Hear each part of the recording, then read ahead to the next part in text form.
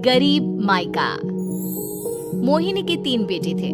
पति खूब अच्छा कमाता और बड़े घर के ऐश सब था मोहिनी के जीवन में। लेकिन एक चीज जो नहीं थी वो थी सुकून। मेरी बहन और मेरा भाई दोनों गरीब, लेकिन मैं मेरे पास तो नोट की बरसात है।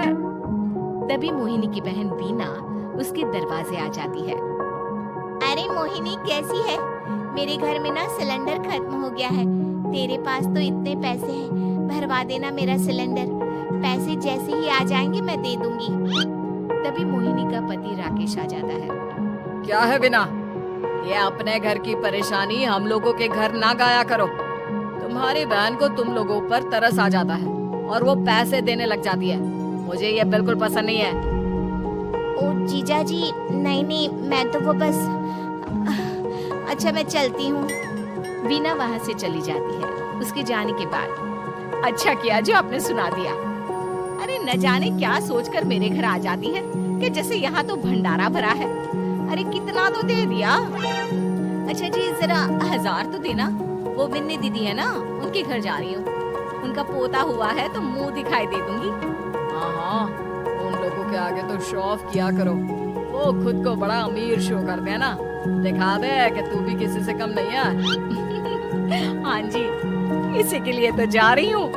मोहिनी तैयार होकर अपनी बुआ की बेटी के घर जाती है, जहाँ उसके पोते का कार्यक्रम चल रहा होता है।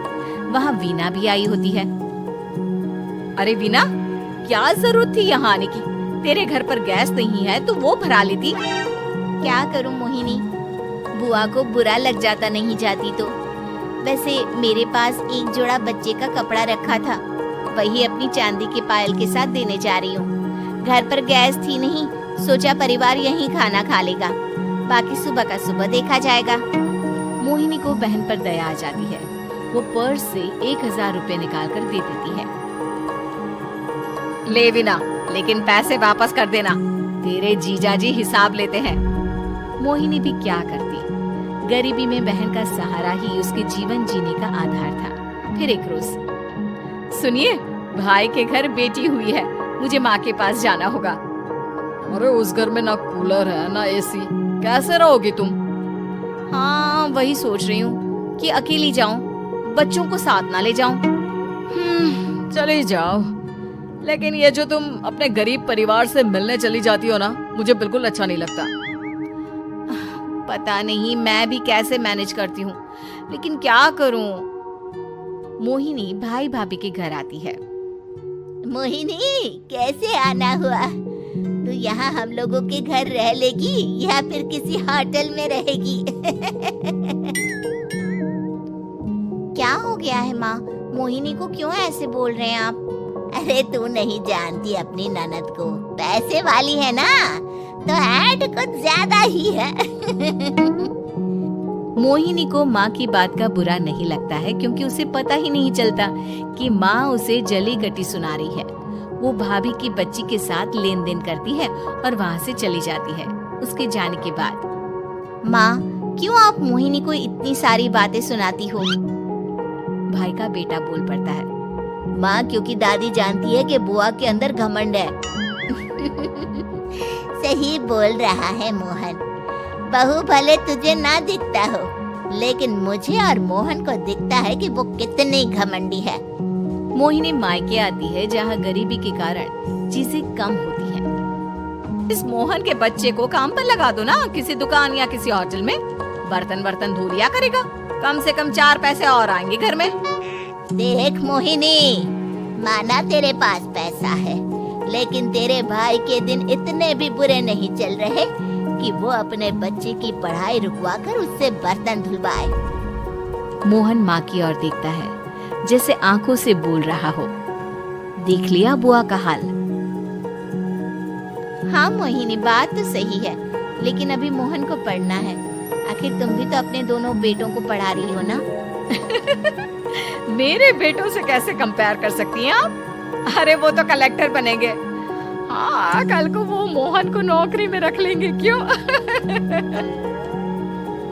मोहिनी कुछ दिन और रहकर चली जाती है। धीरे धीरे दिन बीतता है। मोहन बड़ा होता है और कड़ी मेहनत से सफल भी हो जाता है। मोहिनी, माँ के जाने के बाद तो तुमने भाई भाभी के घर जाना छोड़ ही दिया, क्यों? वो क्या है ना, उन लोगों का घर छोटा है, मेरे बच्चे जाना ही नहीं चाहते। पर तुझे क्यों अचानक मायके की बात याद आ गई? यार, मेरा तो मायका है, भाई भाभी है, मेरा तो आना जाना लगा ही रहता है। हाँ, क्योंकि तुझे आदत है ना ऐसे छोटे से घर में और कम पैसे में रहने की। वैसे क्या खबर है आजकल मायके की अपने? अब वो घर छोटा और कम पैसे का नहीं रहा, क्योंकि मोहन तो बहुत बड़ा आदमी बन गया है। फिर क्या? मोहिनी भाभी को फोन करती है। मोहन किसी बड़ी कंपनी का मैनेजर हो गया है क्या भाभी? क्या ये सच है? हाँ मोहिनी दीदी, अब तो हम लोगों के गरीबी के दिन कट गए। आपके भाई ने कोई अच्छे कर्म किए होंगे, जो हम लोगों का बेटा इतना अच्छा कमा रहा है। देख लो भाभी, पहले भी आपने कई गलतियां की थी, आप थोड़ा संभल कर चलना। भाभी को मोहिनी की बात समझ में नहीं आती कि वो क्या कहना चाहती है। फिर एक दिन वीना मोहिनी से कहती है, मोहिनी, हमारा भतीजा मोहन अच्छा कमा रहा है, क्यों ना मैं अपने बेटे की नौकरी के लिए उससे बात करूं? अरे बुआ का बेटा है, ये सोचकर मदद तो करेगा ना? हाँ हाँ, क्यों नहीं करेगा, उसके बुरे दिन में तो हम भी खड़े थे। मोहन को वीना फोन करती है और अपने बेटे की मदद करने की बात करती है। हाँ हाँ बुआ, क्यों नहीं, आप सिद्धार्थ को भेज दें, मैं अपनी ही कंपनी में उसकी नौकरी करवा देता हूँ। दिन बीतते हैं, अब वीना के हालात भी अच्छे हो जाते हैं। क्या बात है वीना, तूने भी कार ले ली, वो भी इतनी अच्छी? हाँ मोहिनी, अपने भतीजे के कारण तो हम लोगों के दिन अच्छे हो गए। उसने सिद्धार्थ की नौकरी लगवा दी है, वो भी शानदार। ठीक है, लेकिन पैसे ख्याल से खर्च करना। वो क्या है ना, पैसे आने आसान है लेकिन संभालने मुश्किल। मोहिनी घर पर अपने पति से बात करती है। देखो ना, सबके पास पैसे हैं। एक वक्त था जब मैं ही अमीर हुआ करती थी। लगता है कि ज्यादा दिन नहीं रह पाओगे। मेरी नौकरी को कुछ साल ही बचे हैं और तुम्हारे दोनों लड़के निकम्मे हैं। उन लोगों को बोलो ना कि नौकरी करे। तभी वहाँ मोहिनी के बेटे भी आ जाते हैं। अरे हमें क्या मोहन समझा है, जो दिन रात गधे की तरह काम करते रहे? खैर, दिन फिरते हैं और मोहिनी के पति की नौकरी भी खत्म हो जाती है। मोहिनी क्या करे, थोड़े से पैसे में गुजारा नहीं हो रहा है। तो क्या करे, मेरी समझ में कुछ नहीं आ रहा।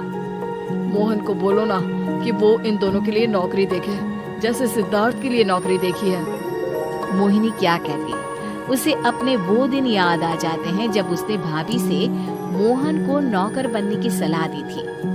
क्या हो गया, क्या सोच रही हो मोहिनी?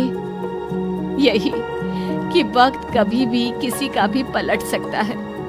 ऊपर वाले से डर कर रहना चाहिए।